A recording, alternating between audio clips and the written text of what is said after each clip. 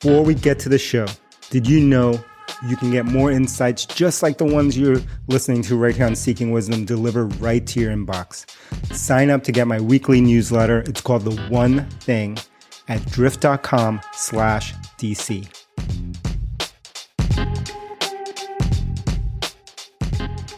Boom! And we're back for a never seen before, never released episode of Seeking Wisdom. Now we're going to go back and dig in the crates all the way back to 2018 Hypergrowth Conference, where I got the privilege to interview Jimmy Chin. Now, if you don't know Jimmy Chin is a rock climber, an adventurer, an Academy Award-winning filmmaker. Now, if you haven't seen his movie for which he won the Academy Award, Free Solo, go out today and watch that movie. It is mind-blowing. So in this episode, we get to dig in the crates with Jimmy Chin, talk about living in New York, talk about what it takes from a growth mindset standpoint to create an Academy Award-winning film, and how he mixes all the different things that he does in life together to create something special. And don't forget, this is a 6-star only, the universe is only, certified podcast. Boom, and here we go. Jimmy, thank you for joining us. Yeah, great to be here. Thanks for having me. You grew up in Wyoming? No, actually, I grew up in Minnesota. Minnesota? But I've been living in Wyoming for 20 years. For a long time. Where in Minnesota did you go? Mankato. Okay. How was that? It was fine. I mean, for me, I was like the only... Anything? Yeah, anything in Mankato. Yeah, and my parents were librarians at the university there, and you know, I was very active as a kid. Yeah, and my parents had me doing all kinds of stuff. And so they pushed that, or was that just... No, they pushed me a lot. Yeah, they were like typical, stereotypical like Chinese parents who wanted their children to achieve great things. And was that in all areas? Sports and academics? Both. Yeah, and music. And music? Yeah. You had piano lessons? No, I played the violin since I was 3. Jeez. Yeah. Wow, totally everything. Yeah. It's crazy. I can't imagine growing up in Minnesota like that. I mean, I grew up in Queens, but I grew up in a part of Queens where I was like the only other, right? It was entirely Jewish. Right. And then I moved to Boston, and then I was the other again. And so, like, I've been the other for a long time, but Minnesota's another level. Yeah, it is another level. Yeah. It's like totally Scandinavian, Lutheran. And so it was an interesting upbringing because I was kind of bridging two worlds. And it was all I ever knew. It was all I ever was trying to do, was to kind of bridge these worlds. Same thing. Yeah. Same exact thing. So it's funny. That shapes everything. Yeah. For you. And then I ended up like a lot of my life is like bridging different worlds. The whole thing. That's why I think it's interesting, because I think it doesn't end, right? Like you pull this narrative through your whole life. Yeah. And then at some point you look back and you're like, oh, it's an obvious one. Yeah, but you also, it's just something I've known. That you're always trying to overcome this. Yeah, always kind of building bridges kind of thing. Totally. So how did you get from Minnesota to Jackson Hole then? I really fell in love with climbing in college. I'd always loved skiing, and I always knew that I loved being outside. I always knew I wanted to be exploring the world. I loved adventures. I needed things that made me feel alive. And so I moved west after school and climbed and skied around the country, and then eventually ended up in Jackson. And how did you fall in love with Jackson? Is that why? I fell in love with Jackson because of the mountains and because of the skiing there, and kind of the culture, the mountain culture there. You know, people are very driven in that world. And I looked up to a lot of people who spent time there. I was inspired by people who were there. It seemed limitless for me in terms of kind of my development as like a all-around mountain athlete. It's crazy. Yeah. And how long ago was that? I first visited in probably like 1995 or something. I ended up visiting quite a bit more in the late 90s, and then semi-permanent base there since 1999, but I was always on the road. It just means that I stored my stuff there. Yeah. But it's like Jackson seems inaccessible now. Like back then when you were going, like it was a hard. Seems to me always I'm coming from the east, so the east legs there are hard, like a hard place to get to. Like you got to work to get there. Yeah. It doesn't have a big airport. No. You know, and that's why I always liked it. You know, it's certainly gotten much more attention in the last 5-10 years, but it's still Wyoming, you know, and there's still a real town there, and there's still real like community, and not just, you know, tourists and visitors. But when I mention you to people who were talking about like setting this up, it's interesting to me that people will know you for one dimension but not the other. Yeah. Like they might know like, oh yeah, I saw his movies, I love his movies, and then somehow it'll come into climbing, whatever, and skiing. I'm like, you know, he's like an amazing skier and an amazing climber, right? Like, but they're like, oh, I didn't know he climbed. I'm like, what? Yeah. They know only one aspect, right? I'll talk a little bit about that today. Yeah. But that one dimension. Yeah. And it was that I do focus on single dimensions, and then that brings up that idea of bridging these gaps, because I see where the bridge lies, and I see how you can parlay one with the other and, you know, cross-pollinate to create hopefully something new and different. So the skiing and, you know, the skiing and climbing makes sense. Like, where did the filmmaking come from? Came from photography first, Okay. Just kind of like visual creative storytelling, visual storytelling, and I always had a kind of a natural sense for compositions, and I was always, at the heart of what I did was inspired by what was happening, that I was witnessing, and so, you know, that really drove a lot of my work. And then as I started really kind of solidifying my photography career, I started kind of dabbling in filmmaking, shooting at first, but then more into the storytelling. And, you know, photography and filmmaking all have kind of different strengths in a way, but filmmaking, you know, certainly has been a focus for the last 10 years. And how did you first learn about storytelling?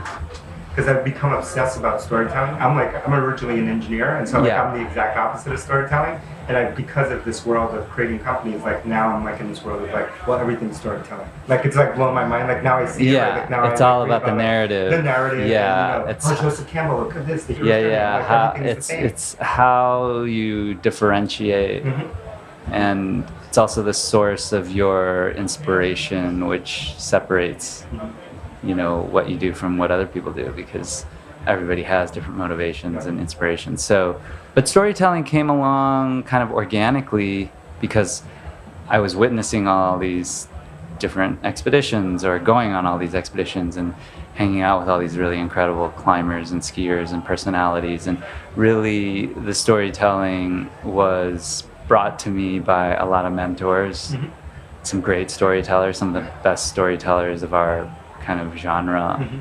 And, you know, I took a lot from that and tried to bring it to my generation. You mentioned mentors. Like, when do you feel like you first started to have mentors? Or when did you even notice that you have them? I mean, I've had mentors throughout my life, but I mean, in terms of being a climber, a photographer, a filmmaker, it started happening probably in the late 90s. I started meeting people. I actually started to seek them out, and then some of them happened to kind of take me on. Take you under the wing? Yeah. They saw something in you? Yeah. Yeah, they put on you? Yeah. That's great. Did you start storytelling also with photography, or was it when you transitioned? Yeah, okay. It was. I started to understand that it wasn't just about taking single beautiful images, and that you could build a narrative even through like changing up your focal length. You know, it's like, what did you focus on? That alone, building like a photo essay, building like a scene, building like a narrative, all that was very helpful for filmmaking, because that's the foundation of filmmaking, you know, different shots that tell a story and create a scene, and then you use scenes to fill an act, and then you fill 3 acts with these scenes. Do you have virtual mentors when it comes to filmmaking that you look at? Like you look at their work and like... I mean, I've looked at a lot of people's work. I mean, I'm influenced by everybody from the totally greats. Out of genre. Yeah, the greats. You know, Spielberg to Michael Mann I to love Michael Mann. Just the light. Mike Nichols to, I mean, there's just so many. Peter Berg's a friend of mine. I mean, Tarantino. Those are the more. I've never heard someone reference Mann, and I'm obsessed with just the light, the way he uses light. And I think it's probably just because I've been toying with a film idea, and I watched Heat recently, yes. Oh, and it was just like, which I've seen before, but I mean, I saw it before I was a filmmaker, and to watch that film unfold now as a filmmaker, I'm like, that was really outrageous. Yeah. But there's so many great filmmakers that I respect. It's funny, I had watched that movie a ton of times, and more recently I've watched it now that I've become obsessed with the narrative and storytelling and video. We do a lot of video stuff. I've kind of watched it kind of like, I don't want to say passively, but like outside, just like analyzing it. And I was just like, wow, this is incredible. Yeah. I like the way it's shot, the scenes, the width of things. And it's just like amazing to me. Yeah. So I totally geek out. Yeah.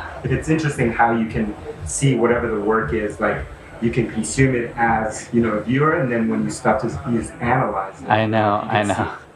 It's one of the hard things about becoming a filmmaker is like suspending not just disbelief, but suspending your instinct to kind of examine. Yep, constantly. But great films, even if you're a filmmaker, it's irresistible. They draw you in, and you're in it. And that's the sign of a great film and a great filmmaker, when there's nothing you can do but just get sucked into it and be in it and be like present in the moment. And obviously that's something that I aspire to.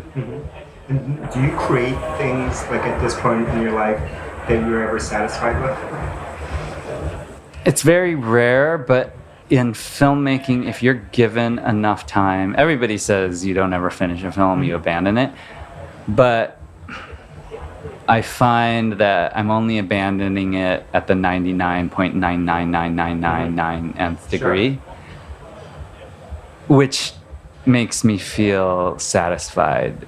I look at Meru or I look at Free Solo, and I feel like they're 99.999% to where I wanted it. There might have been, I could have cut out maybe like 30 seconds and a couple words here, but fundamentally, like structurally and how it's built, I'm pretty happy with it. And I can't take all the credit for it, but it gets to these places because we have like brilliant people working on the film, everybody from our mixers to our composer, Marco Beltrami, our mixer, Tommy Fleischman. I mean, he does all of Scorsese's films. That he's won an Oscar for mixing. Our audio design, Marco Beltrami is just an incredible composer. Our editor is brilliant. My wife is brilliant.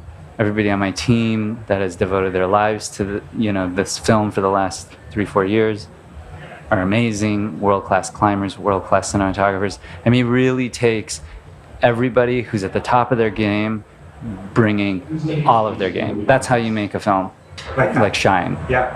And then you polish until the thing is just like gleaming. Blinding.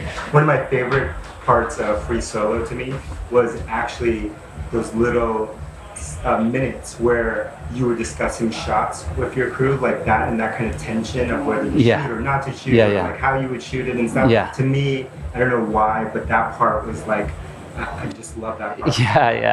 I'm glad you're one of the first people that's really pointed that one out. Which wouldn't be the same movie to me without those shots. Yeah, I really appreciate that. I mean, every moment of that, every breath of that film is considered. And that was also, for me, that was a huge part of the process, and part of the process that I enjoy, sometimes the part of the process that I hate.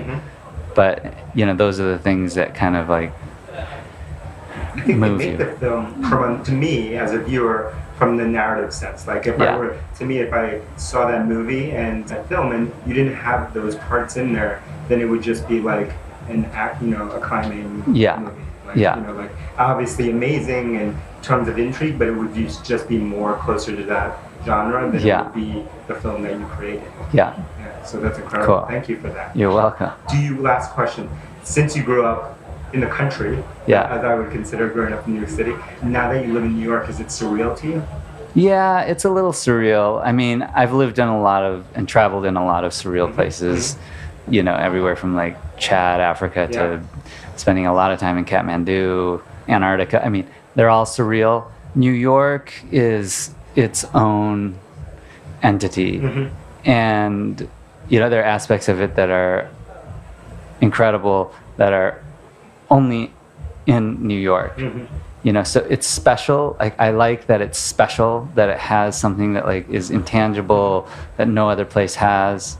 But not seeing the horizon line is really hard for me. And some of the draw of the city is also what repulses me from the city, which is that incredible energy and vibration of drive and ambition, and it's incredible. And that there are only certain things that can get done in that realm, but it can be a little bit overbearing and it can be a bit much. So like all good things, or all things, there are always two sides to it. So I dive in and then I run away. And then I dive in and then I run away. I think that's like, to me, I always think that's like the necessary part of just like, look, every superpower is also the super weakness. Like it's like It's the same thing. And I asked that question because I grew up in this tiny apartment in New York, and now that I live, in other places, I'm like, they seem almost like movies to me, because I was like, I only saw this on TV or like movies. Like, I know. It's so weird to me. Like the idea that I live like in basically like an apartment. An apartment. It's crazy. It's crazy. I have doorman and all that stuff. You're a true New Yorker. Thank you, Jimmy. Yeah. Let me know what you thought of this episode by texting me at 1-212-380-1036. Again, 1-212-380-1036. Now, if you're looking for more leadership insights, sign up for my weekly newsletter, The One Thing, at drift.com/DC. Every week, I'll share a habit, tool, or mental model that's helping me reach my goals. Hope to see you there. Text me, hit me up.